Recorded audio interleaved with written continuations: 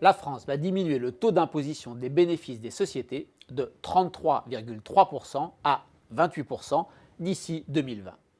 Les bénéfices sont-ils trop taxés en France au point de décourager l'investissement et l'emploi? La Commission européenne calcule pour chacun des pays de l'Union le taux maximum auquel peut être astreint une entreprise. Ainsi, en France, au-delà des 33,3%, les plus grosses entreprises doivent s'acquitter de diverses contributions additionnelles qui mènent le taux nominal d'imposition maximum en 2015 à 38%. C'est le plus élevé de la zone euro, dont la moyenne se situe à 24,6%. Ainsi, la démonstration serait faite du désavantage subi par les firmes françaises.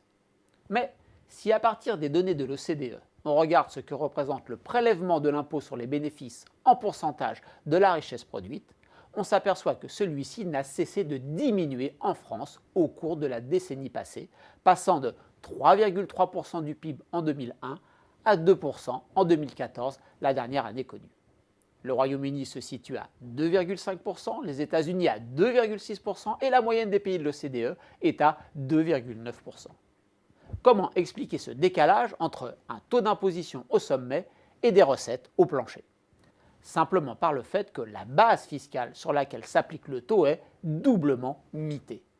Elle l'est par les niches fiscales importantes, dont environ la moitié bénéficie aux entreprises, et elle l'est par l'optimisation fiscale agressive qui permet de transférer artificiellement des bénéfices vers les paradis fiscaux.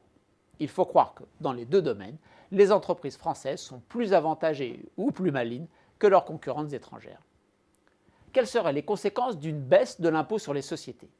Ces défenseurs mettent en avant une idée importante. Ce ne sont pas in fine les entreprises qui paient cet impôt, car plus il est élevé, plus elles réduisent les salaires ou bien la distribution de dividendes, ou bien plus elles augmentent leurs prix. La réalité française vient pourtant ôter toute pertinence à ce raisonnement général. La France est dotée du taux nominal le plus important, mais pour autant, elle ne connaît pas de hausse des salaires ou des prix plus forte que dans le reste de la zone euro, et ses entreprises ne sont pas en reste dans la distribution de dividendes. En fait, une baisse des impôts sur les sociétés représente effectivement un choc d'offres positif en accroissant la compétitivité. Mais dans une période de réduction du déficit budgétaire, pour compenser le manque de recettes fiscales, il faut soit augmenter les impôts sur les ménages, soit réduire les dépenses publiques, deux mesures aux effets défavorables sur la demande adressée aux entreprises. Une telle politique est ainsi d'autant plus efficace que nos partenaires commerciaux croissent vite, offrant des débouchés. Ce n'est pas le cas aujourd'hui. Elle a d'autant plus d'effets positifs que les autres pays ne font pas comme nous. Or, l'Europe est déjà la zone du monde où la concurrence fiscale est la plus forte. Enfin, reste à savoir ce que les entreprises feraient d'une baisse d'impôts. En profiteraient-elles pour diminuer les prix ou pour gonfler leurs marges, puis la distribution de dividendes? La Commission européenne a montré que la société Apple arrivait à un taux d'imposition de 0,005%.